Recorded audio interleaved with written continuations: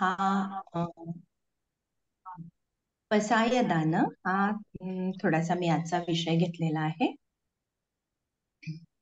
ज्यांच्या नावातच ईश आणि ज्ञान आहे त्या संतश्रेष्ठ ज्ञानेश्वरांनी इसवी सन 1220 मध्ये नेवासे येथील मंदिरामध्ये जे भाष्य केलं त्याला आपण ज्ञानेश्वरी किंवा भावार्थ दीपिका असं म्हणतो.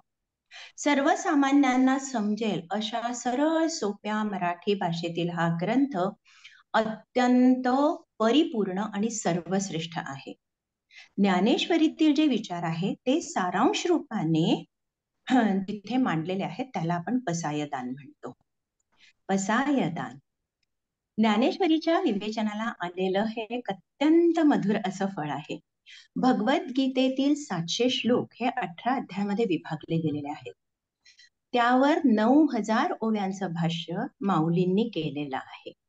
पसायदानाच्या या 9 ओव्या म्हणजे या 9000 ओव्यांचा सारांश आहे. आता विश्वात्मके देवे येणे वाग्यज्ञे तोषावे तोषोनी मज द्यावे पसायदान हे. आता म्हणजे ज्ञानेश्वरी लिहून झाली आहे, त्याच्यावरचं भगवद्गीतेवर सगळ्यांना समजेल असं भाष्य करून झालेलं आहे. आता हे काम झाल्यानंतर आता त्यांनी विश्वात्मके देवाजवळ प्रार्थना केलेली आहे. पसाय म्हणजे प्रसाद आणि प्रसाद म्हणजे अंतःकरणाची प्रसन्नता. अंतःकरणाचा प्रल्हाद म्हणजे प्रसाद आणि ज्ञानेश्वरांनी त्याला पसाय हा शब्द पसाय हा शब्द वापरला आहे. प्रसादे सर्व दुःखानां हानिरस्योपजायते. इतका सुंदर अर्थ प्रसाद या शब्दाचा आहे.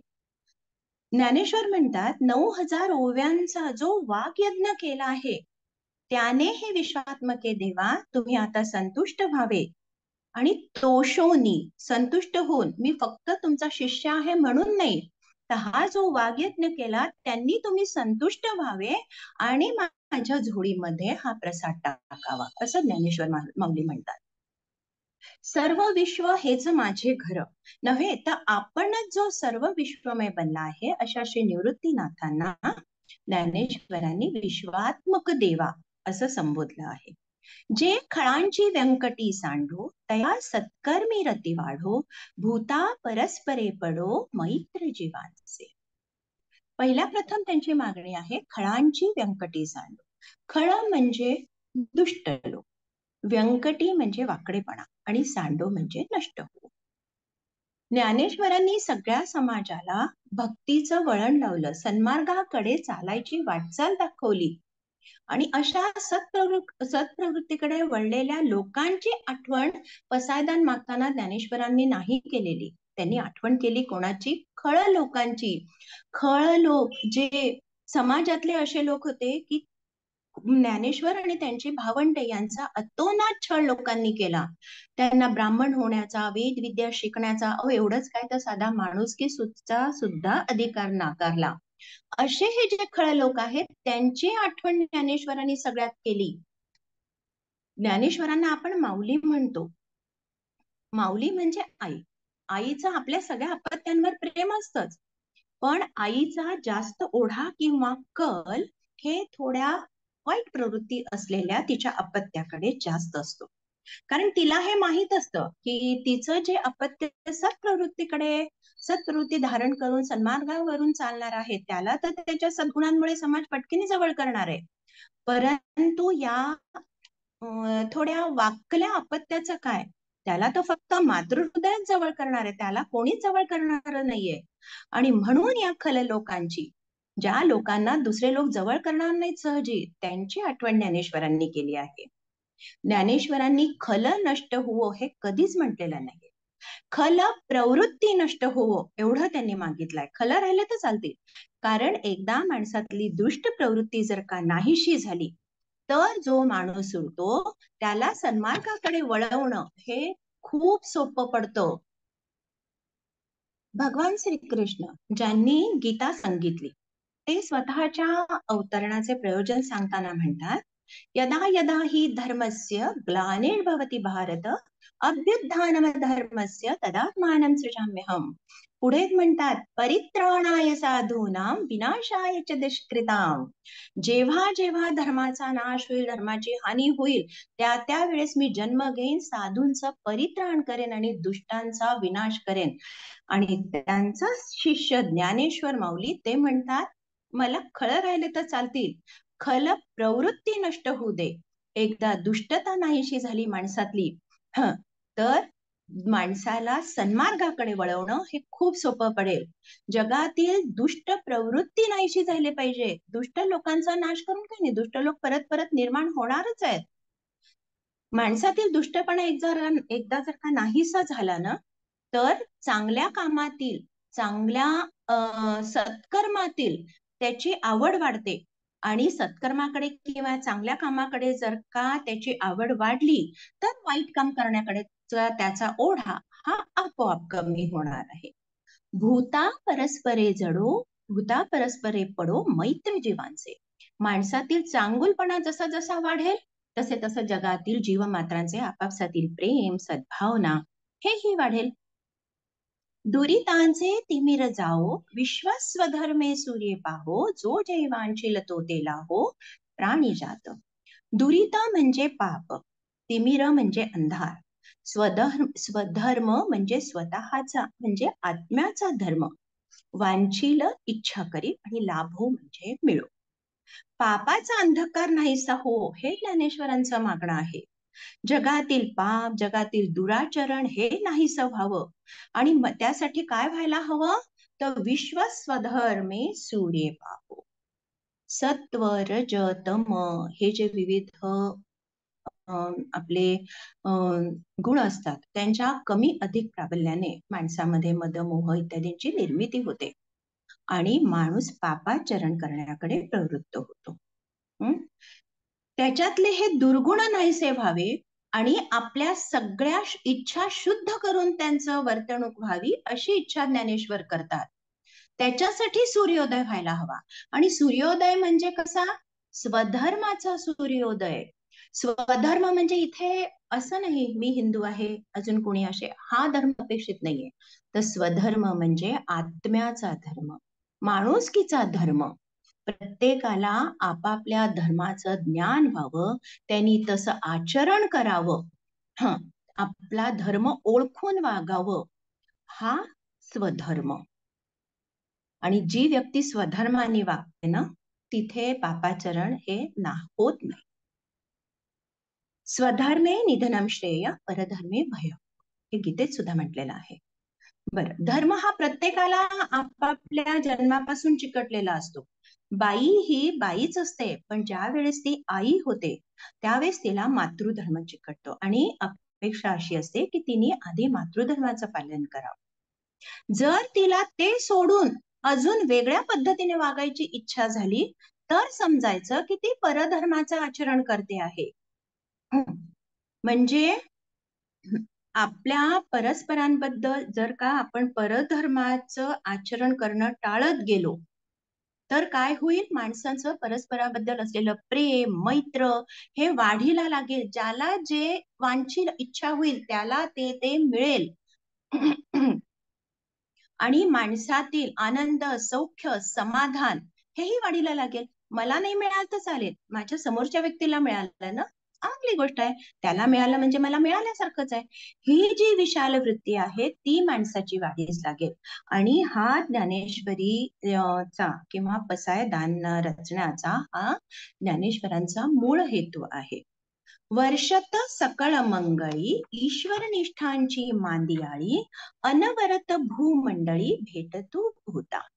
वर्षत म्हणजे वर्षाव हो, सकळ म्हणजे संपूर्ण, मंगळी म्हणजे मांगल्य, मांदियाळी म्हणजे जमाव, भूमंडळात हा अवतरित हो आणि सर्वांना भेटू दे.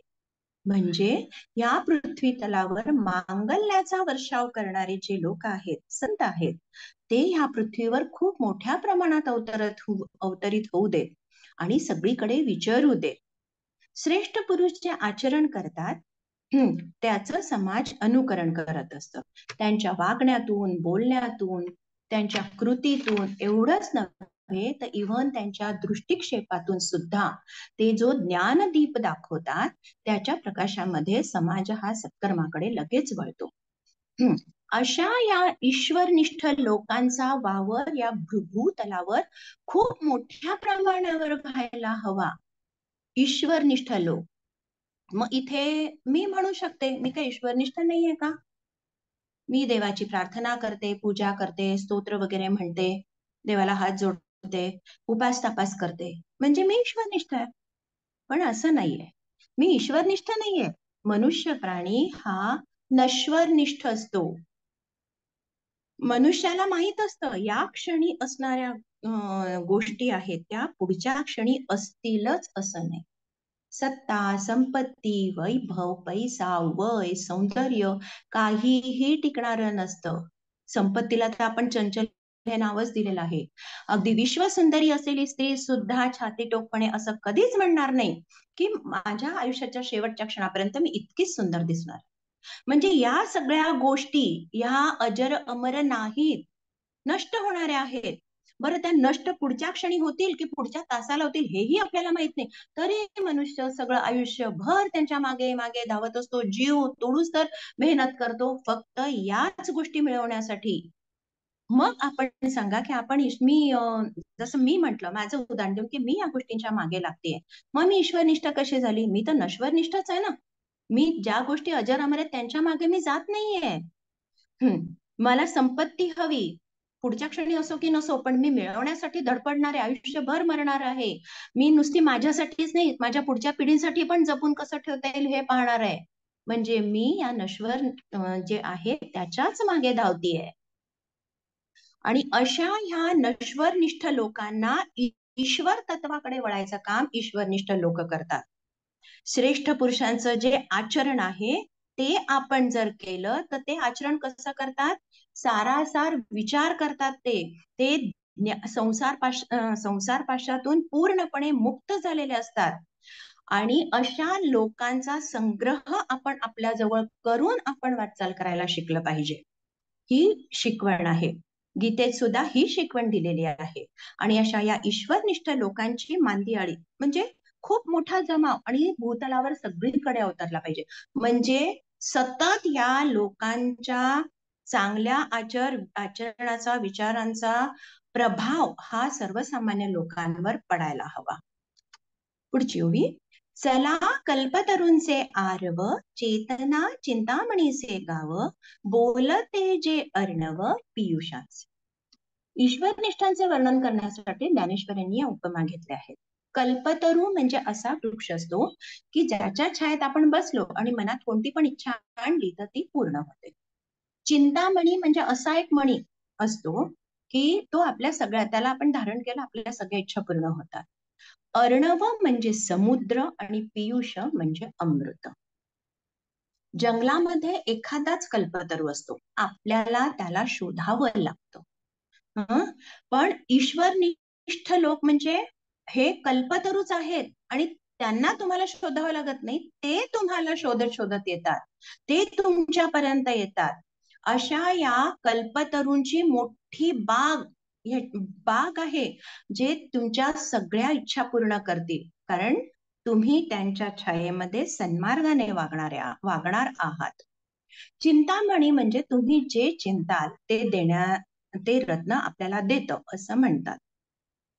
हे संत लोक आपण जे चिंततो ते सगळं आपल्याला देतात, परंतु हे देताना ते योग्य आणि अयोग्य ह्याचा सारासार विचार करतात. त्यांचं बोलणं म्हणजे हे अमृत आहे. अमरत्व आपल्याला देणार आहे. त्याचा एक थेंबही आपल्याला आपलं जीवन व्यापन सुयोगतेने करण्यासाठी अगदी पुरेसा आहे. हे संत म्हणजे अमृताचे समुद्र आहेत. समुद्र आटतो का? कधी नाही. म्हणजे हे कधीही न आटणाऱ्या अमृताचा आपल्यावर वर्षाव करणारे आहेत. चंद्रमे जे अलांछन, मार्तंड जे तापहीन, ते सर्वही सदा सज्जन सोयरे हो. इथे संतांची तुलना चंद्र आणि सूर्याशी केली आहे. हे लोक चंद्रासारखे असतात, सौम्य, शीतल, शांत. पण चंद्रावर सुद्धा डाग असतो, पण ह्यांच्या चारित्र्यावर कोणताही डाग नसतो. पूर्णपणे निष्कलंक असतात हे. आणि त्यांच्या सहवासात आलेल्यांना सर्वांग सुंदर आनंदाची अनुभूतीही होतच असते. मार्तंड म्हणजे सूर्य. सूर्याजवळ उष्णता आहे आणि दुपारचा सूर्य तर हा किती तापहीन आहे. पण या संतांच्या वाणीचं जे तेज आहे ना, ते ह्या सूर्याचं जे प्रखर उष्णता आहे इतकं प्रखर आहे, पण शांत आहे. आपल्याला ते ताप देत नाही, आपल्याला आपलं ते वाईट करत नाहीत. माध्यानीचा सूर्यासारखं ते नसतात. सौम्य शीतल मृदू असतात हे लोक. तेजपुंज तर असतातच, पण कोणालाही त्रास होणार नाही असे हे लोक असतात. असे हे लोक सदा सगळ्यांचे सज्जन सोयरे हो. आता सर्वसामान्यांचा अनुभव असा असतो की सज्जन असतात ते सोयरे असतीलच असं नाही, आणि जे सोयरे असतात ते सज्जन असतीलच असं नाही. सर्वसामान्य समाजामध्ये हेच आपण बघतो. परंतु ईश्वरनिष्ठ लोक असतात ना, हे नेहमीच आणि सगळ्यांसाठीच सज्जनही असतात, आणि ते सोयरेही आप्त असतात ते, कारण त्यांच्या अस्तित्वानेच आपल्याला लाभ मिळत असतो. पुढची ओवी. किंबहुना सर्व सुखी पूर्ण होऊनी तिन्ही लोकी, भजिजो आदि पुरुखी अखंडित. तिन्ही लोक म्हणजे पृथ्वी, स्वर्ग आणि पाताळ. या सगळ्या ठिकाणी राहणारे सगळे लोक सुखी हो. भजिजो आदिपुरुखी म्हणजे या आदिपुरुषाची सर्वांनी सेवा करावी, अखंडित भक्ती करावी आणि परमेश्वराला प्रसन्न करावे, असे ज्ञानेश्वर माऊली प्रार्थना करतात. यामुळे काय होईल, एक आदर्श असा समाज निर्माण होईल. म्हणजे आदर्श समाज रचनेचा हा पाया 700 वर्षापूर्वी श्री ज्ञानेश्वरांनी रेखाटला आहे. आदि ग्रंथोपजीविये विशेषी लोकीये दृष्टादृष्ट विजय हो आवेजे.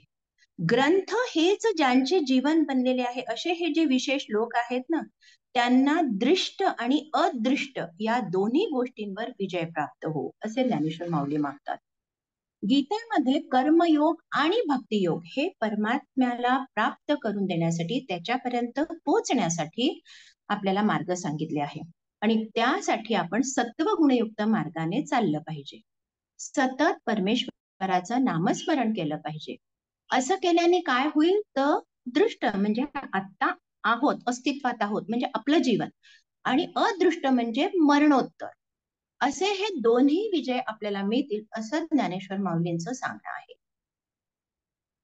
भारतीय जीवनात भारतीयांचं जे तत्वज्ञान आहे त्याच्यात नैतिकतेने विजयी होणे, नैतिकतेने आपलं जीवनक्रम आचरणे ह्याला खूप महत्व दिलं गेलेलं आहे. येथ म्हणेशी विश्वेश्वराओ हा होईल दान पसाओ, येणे वरे ज्ञानदेव सुखिया झाला. आता हे जे दान मिळालं आहे हे खरंच प्रसाद होईल का हो? इतका उत्कृष्ट समाज खरंच अस्तित्वात येईल का? ज्ञानेश्वरांनी या ग्रंथाद्वारे जे ज्ञान लोकांपर्यंत पोहोचवण्याचा प्रयत्न केला आहे तो सफळ होवो, हे संपूर्ण जग सुखमय होवो, असं ह्या निवृत्तीनाथांनी माऊलींना आशीर्वाद दिला. आणि ह्या आशीर्वाद मिळाल्यामुळे येणे वरे ज्ञानदेव सुखिया झाला. ज्ञानदेव सुखी झाले, संतुष्ट झाले, समाधानी झाले. आता पसाया दान म्हणते. आता विश्वात्मके देवे, येणे वाग्यज्ञे तोषावे, तोषोनी मज द्यावे, पसाय दान हे.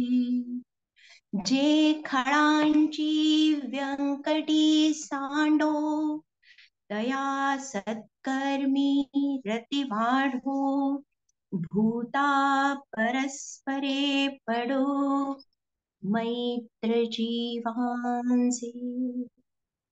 दुरितांचे तिमिर जाओ, विश्वस्वधर्म सूर्ये पाहो, जो जे वांछील तो ते लाभो, प्राणिजात.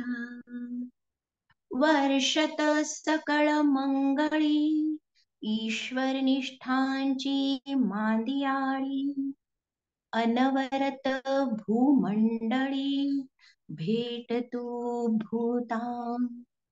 चला कल्पतरूंचे आरव, चेतना चेतना चिंतामणींचे गाव, बोलते जे अर्णव पियुषांचे. चंद्रमे जे अलांछन, मार्तंड जे तापहीन, ते सर्वाही सदा सज्जन, सोय रे होतु. किंबहुना सर्वसुखी पूर्ण होनी तिन्ही लोकी, भजिजो आदि पुरुखी अखंडित. आणि ग्रंथोपजीविये विशेषे लोकीये, दृष्टा दृष्ट विजये होआवेजी. येथ म्हणे श्री विश्वेश्वराओ, हा होईल दानपसाओ. येणे वरे ज्ञान देवो, सुखिया झाला, सुखिया झाला. जय श्री कृष्ण सर्वांना. श्री सद्गुरूंच्या चरणी देवा. खूप सुंदर ताई. प्रश्नच नाही, अगदी छानच सांगितलं. चालेल. रामदास दादा बोलताल 2 शब्द? आज श्रद्धाताई पण दिसत आहे.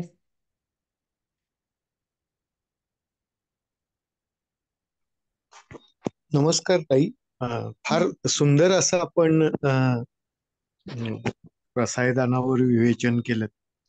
म्हणजे प्रत्येक शब्दाचा अर्थ फार सुंदर प्रकारे आपण समजून सांगितला. म्हणजे स्वधर्माच्या आचरणापासून, प्रसादापासून आणि निवृत्तीनाथांनी दिलेल्या आशीर्वादापर्यंत, म्हणजे प्रत्येक संकल्पना आपण छान उलगडून सांगितली.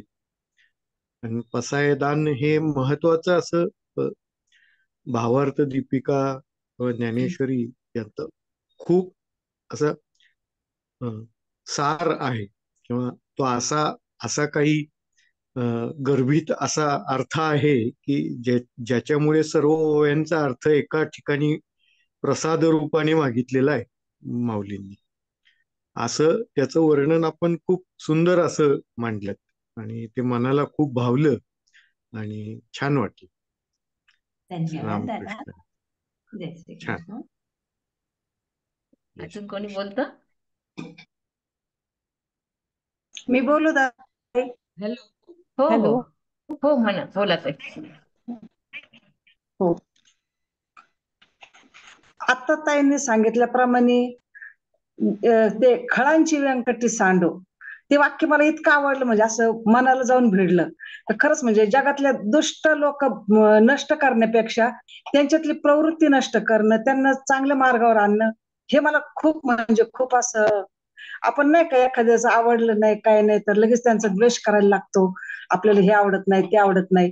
ते करण्यापेक्षा आपण त्यांच्यातली दुष्ट प्रवृत्ती नष्ट केली आणि त्यांना जर चांगल्या मार्गावर आणलं तर ते पण म्हणजे असे नाही का चांगले सुधारतील, हे होतील. हे मला खूप म्हणजे असं मनाला भिडलं माझ्या एकदम. छान ताई. चालेल. अजून? जय श्री कृष्ण. जय श्री कृष्ण ताई. श्रद्धा ताई बोला. हॅलो. हा बोला ताई. हो नमस्कार. जय श्री कृष्ण. अपर्णा जय ताईंनी अतिशय छान. मी पहिल्यांदा पसायदानचा एवढा छान अर्थ ऐकला आणि अतिशय सुंदर की म्हणजे मला असं ऑन ड्युटी असून मला ते थांबवावं असं वाटेना, इतकं त्यांनी सुंदर सांगितलंय. अंगावर काटा आला माझ्या आता बोलतानाही, की अतिशय सुरेख. आणि मी खरा पसायदानचा अर्थ आज खरा समजले त्यांच्याकडून. त्यांनी अतिशय सुंदर सांगितला. म्हणजे ज्ञानेश्वर नाही हो, नाही माऊलींनी इतकं खरंच मोठं त्यांच्या नका मुखातून करू. खूप छान. नाही खरोखर सुंदर सांगितलं आणि छान सांगितलं आणि खूप चांगला अभ्यास आहे तुमचा. आणि खरंच परत एकदा तुमचं अभिनंदन सुचेताईंचं आणि तुमचं. जय श्री कृष्ण. जय श्री कृष्ण.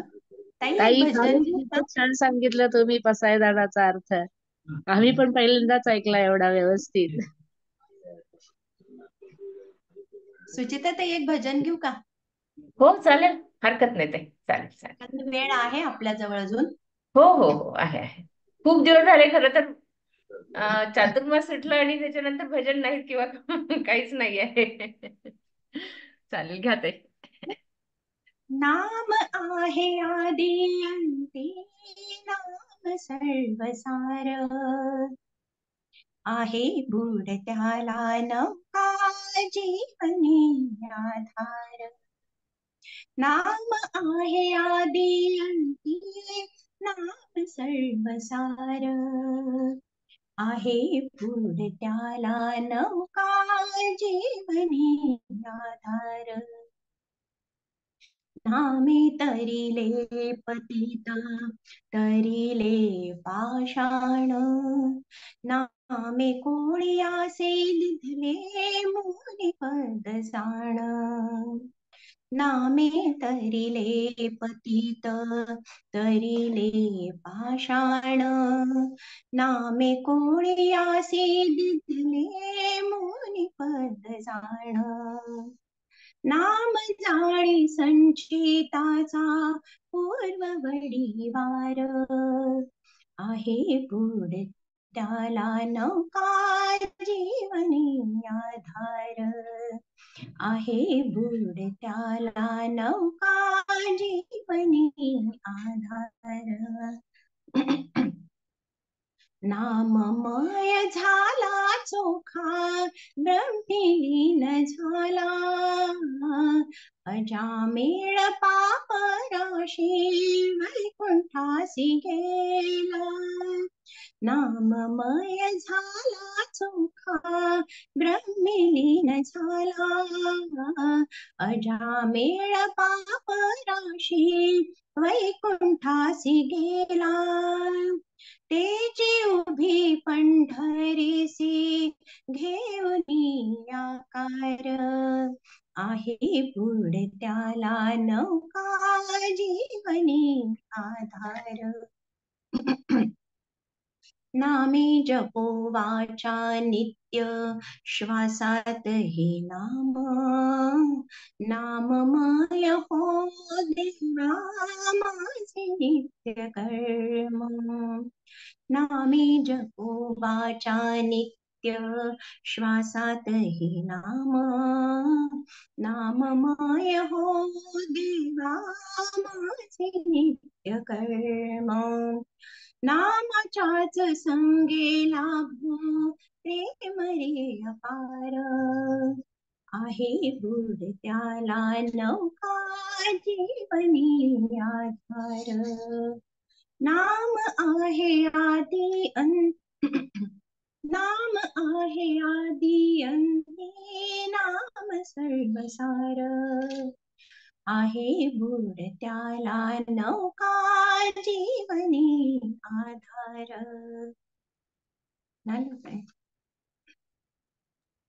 सुंदर, अगदी छान. खूप दिवस झाले होते, ऐकलंच नव्हतं गाणं. अजून कोणी काही बोलणार आहे? कुणाला काही बोलायचं? पुण्यक्षेत्र शुभ ठिकाण, तीर्थ पवित्र, शुभ ठिकाण तीर्थ पवित्र. त्रिशूळ डमरू हाती भाळी चंद्रकोर, त्रिशूळ डमरू हाती भाळी चंद्रकोर. कैलासीच्या भोलेनाथा दर्शन दे मजला, कवळा कवळा बेल वाहिन मी तुझला, कवळा कवळा बेल वाहिन मी तुझला. कैलासीच्या भोलेनाथा दर्शन दे मजला, कैलासीच्या भोलेनाथा दर्शन दे मजला. पूजेचे ते करुणी ताट, पूजेचे ते करुणी ताट. दही दूध पंचामृत, दही दूध पंचामृत.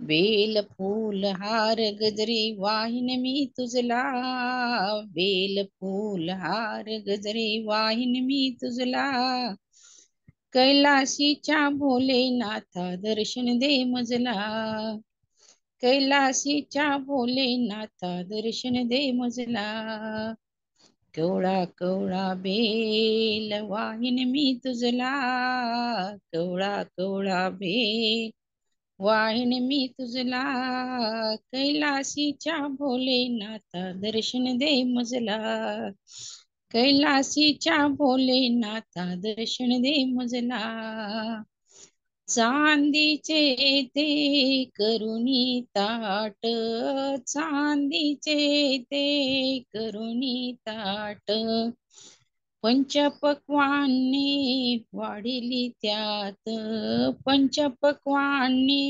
वाढिली त्यात, धूप दीप नैवेद्यार्ती करीन मी तुझला, धूप दीप नैवेद्यार्ती करीन मी तुझला, कैलासीच्या भोलेनाथा दर्शन दे मजला, कैलासीच्या भोलेनाथा दर्शन दे मजला,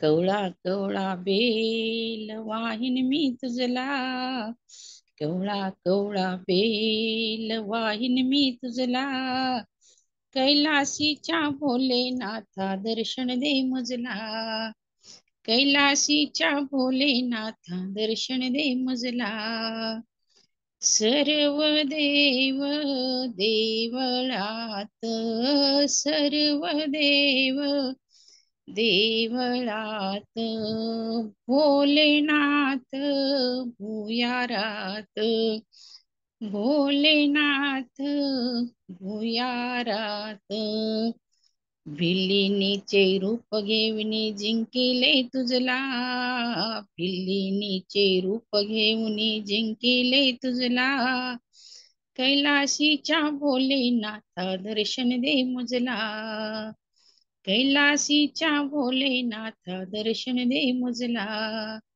कवळा कवळा बेल वाहिन मी तुझला, कवळा कवळा बेल वाहिन मी तुझला, कैलासीच्या भोलेनाथा दर्शन दे मजला, कैलासीच्या भोलेनाथा दर्शन दे मजला, पार्वती पते शिव हर हर महादेव. शांत आहे. खूप छान. खूप काल छान म्हटलं. महाशिवरात्रीचं राहून गेलं होतं. चालेल. रत्नमाला तर एखादं म्हणतात. म्हणू का एक?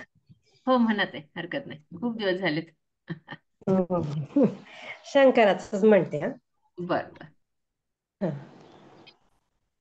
माथे गंगे निधार गले सर्पों का हार महादेवा, मैं कैसी करूँ तेरी सेवा, मैं कैसी करूँ तेरी सेवा, जल चढ़ाऊं प्रभु डर लगत है, जल चढ़ाऊं प्रभु डर लगत है, जल मच्छरों का झूठा मैं इनसे लाचार महादेवा, मैं कैसी करूँ तेरी सेवा, दूध चढ़ाऊं प्रभु डर लगत है, दूध चढ़ाऊं प्रभु डर लगत है, दूध बछड़ी का झूठा मैं इनसे लाचार महादेवा, मैं कैसी करूँ तेरी सेवा, बेल चढ़ाऊं प्रभु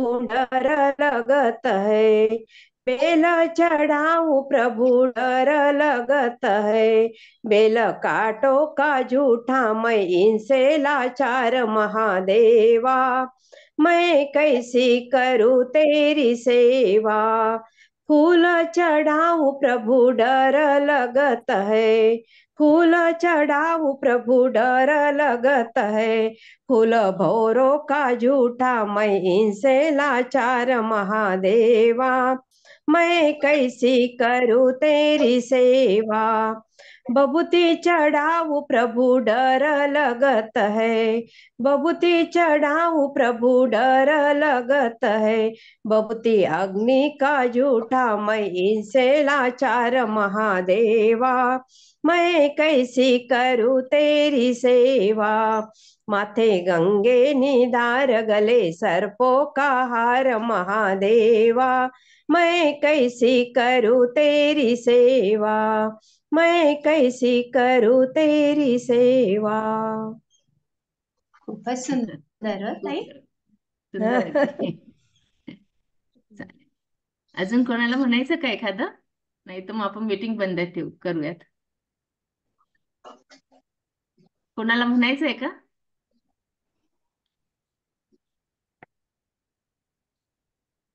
हँड रेस करा, नाही तर मग स्वतःही अनम्यूट होऊ शकता.